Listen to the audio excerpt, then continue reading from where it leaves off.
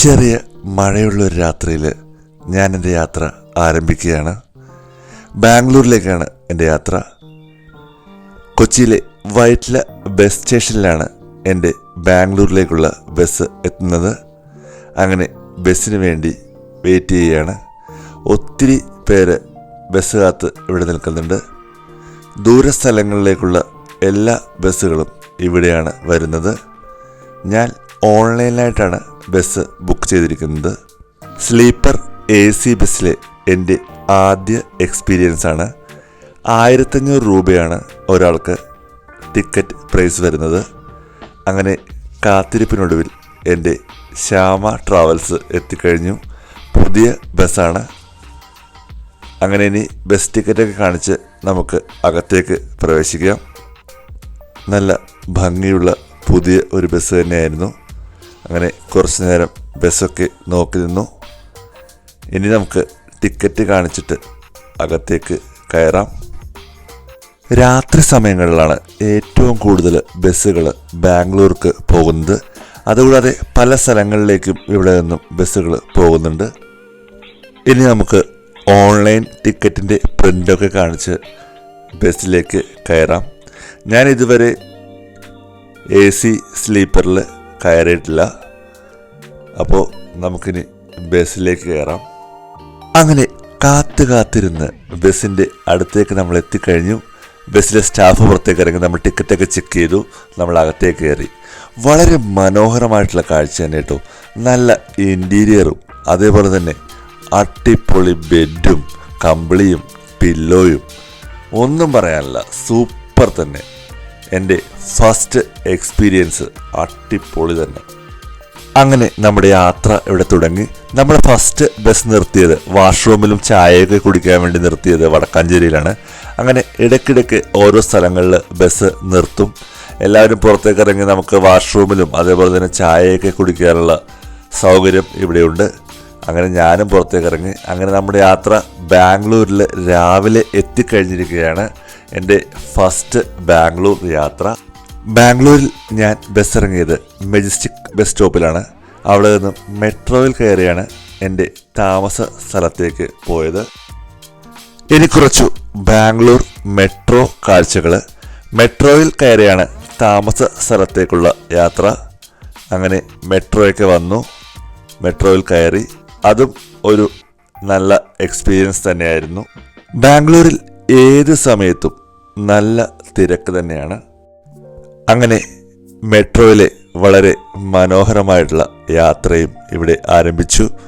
മെട്രോയിൽ നിന്നും പുറത്തിറങ്ങി നല്ലൊരു ചൂട് ചായയും കുടിച്ച് സിറ്റി കാഴ്ചകൾ കാണാൻ വേണ്ടി പുറത്തേക്കിറങ്ങി. സിറ്റി കാഴ്ചകൾ വളരെ മനോഹരം തന്നെയാണ്. ബാംഗ്ലൂരിലെ പല ഷോപ്പിംഗ് സ്ട്രീറ്റുകളിലൂടെയുള്ള യാത്ര. കൊമേഴ്ഷ്യൽ സ്ട്രീറ്റും MG റോഡും ബ്രിഗേഡിയർ റോഡും ചർച്ച് സ്ട്രീറ്റും അങ്ങനെ പോകുന്നു ബാംഗ്ലൂരിലെ പ്രധാനപ്പെട്ട ഷോപ്പിംഗ് കേന്ദ്രങ്ങൾ. വളരെ വിലക്കുറവിലാണ് നമുക്ക് ബാംഗ്ലൂരിലെ ഷോപ്പിംഗ് സ്ട്രീറ്റുകളിൽ നിന്നും സാധനങ്ങൾ വാങ്ങുവാൻ കിട്ടുന്നത്. അങ്ങനെ ബാംഗ്ലൂരിലെ ഓരോ കാഴ്ചകളും കണ്ട് അങ്ങനെ മുന്നോട്ട് പോയിക്കൊണ്ടിരിക്കുകയാണ്. ബാംഗ്ലൂരിൽ ഞാൻ കയറിയ കുറച്ച് ടൂറിസ്റ്റ് പ്ലേസുകളും ഉണ്ട്. അത് അടുത്ത പാർട്ടായിട്ട് അപ്ലോഡ് ചെയ്യാം. ഞാൻ ഒരു ദിവസം കൊണ്ടാണ് ഇത് മുഴുവനും റെക്കോർഡ് ചെയ്തത്. റോഡിലൂടെയുള്ള യാത്രയിൽ നല്ല തണുപ്പുള്ളതിനാൽ ഒട്ടും ക്ഷീണം തോന്നിയില്ല.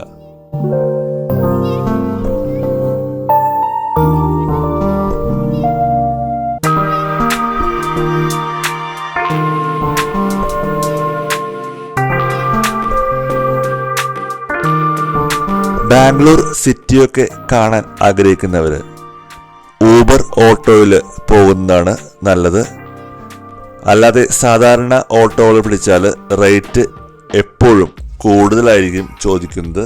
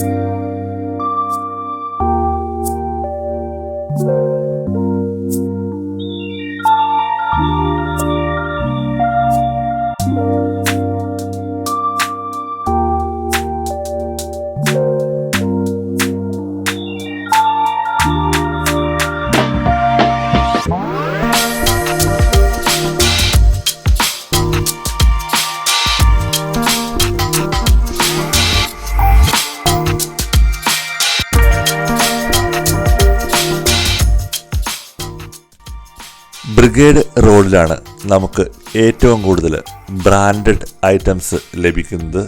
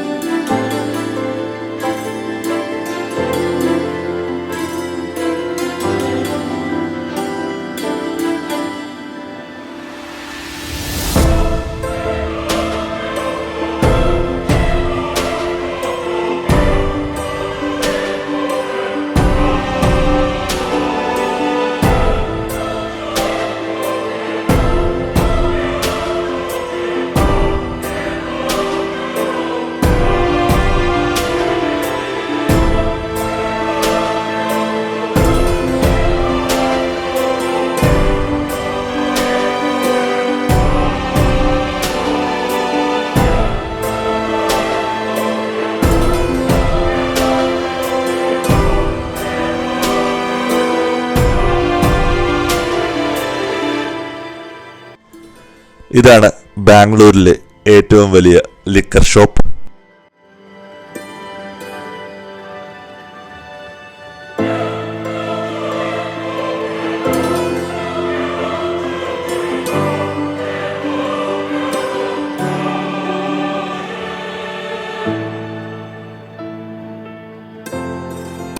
ബാംഗ്ലൂരിലെ പോസ്റ്റ് ഓഫീസും അങ്ങനെ കാഴ്ചകളൊക്കെ കണ്ട് വീണ്ടും മുന്നോട്ട് പോയിക്കൊണ്ടിരിക്കുകയാണ്.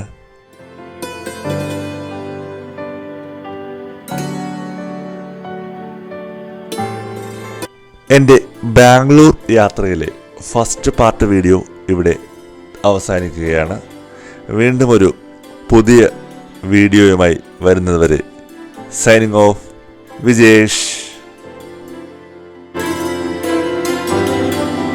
ഇതുവരെയും ഈ ചാനൽ സബ്സ്ക്രൈബ് ചെയ്യാത്തവർ സബ്സ്ക്രൈബ് ചെയ്യുക, ലൈക്ക് ചെയ്യുക, ഷെയർ ചെയ്യുക. Thank you.